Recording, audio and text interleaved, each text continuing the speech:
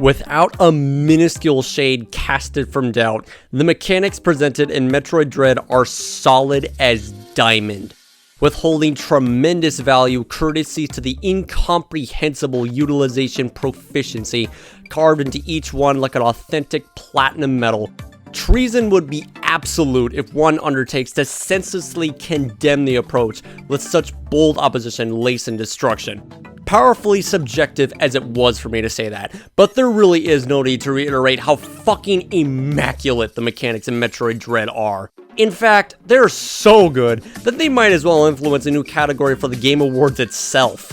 Starting off with the melee counter originally debuted in Samus Returns. For what it was back in the day, this brand new mechanic was quite the spectacle for many people excited to get their hands on the X button. But little did we expect years later that this unique combat feature, along with Samus Returns itself, was all just an experiment tested by Mercury Steam while they were developing the unthinkable in total secrecy.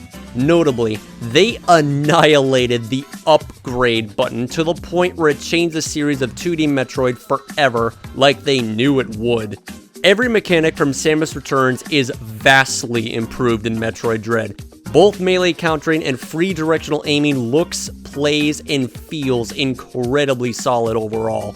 The former especially has been greatly enhanced, to the extent where it can be performed in literally any kind of situation Samus is in, thanks to detail rewriting both hemispheres in the company's head like its own individual.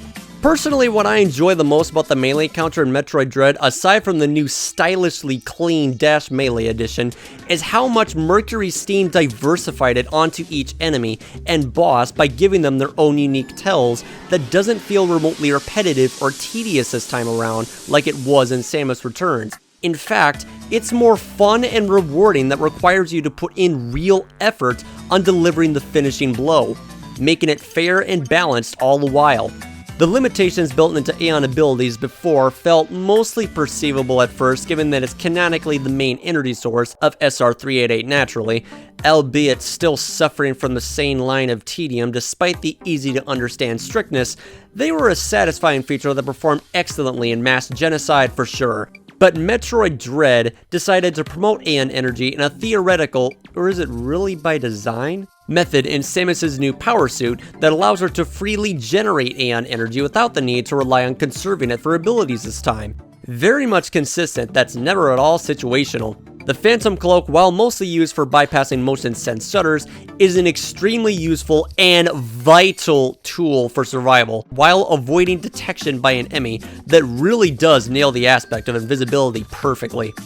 Flash Shift, which is a contender for by far the best mechanic in the franchise, if not rightly so, really does not need a detailed explanation for just how great it is.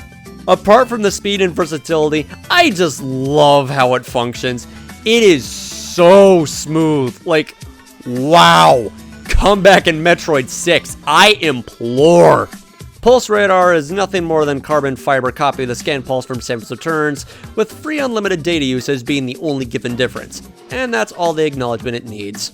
Spider Magnet features electromagnetic surfaces to grab onto that works essentially like a full-body spider ball track, and it functions as its own grapple point as an added bonus for extra versatility, free with crisp animations and sound effects when you're moving across them. Storm missiles, while a tad bit on the clunky side, are excellent for shredding multiple enemies with great range and ammo management.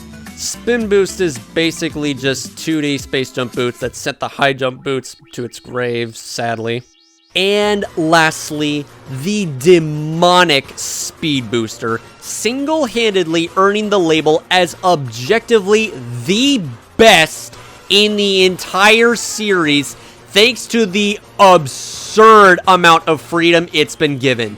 This monstrosity honestly deserves to be called an entirely new mechanic of its own because of how ridiculously unequal it is by sheer design compared to the rest of them in the series.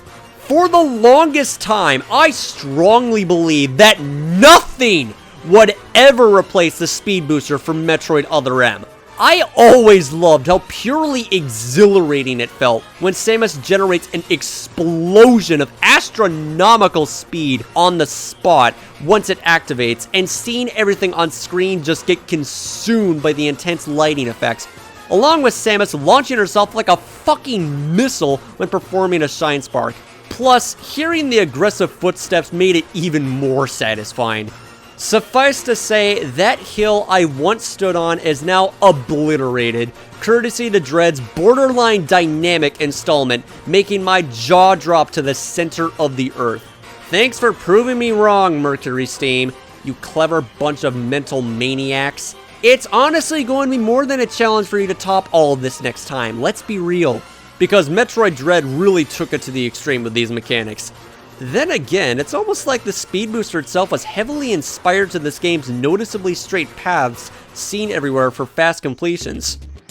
Okay, before I forget, I liked the park hour maneuver and the sentient red blob explosives uncovering more paths of an area, and found them really satisfying. But the rest of these mechanics just take the gold for me. Also, the charge beam is actually useful for once. Don't know why it was so unbearably weak in Samus Returns.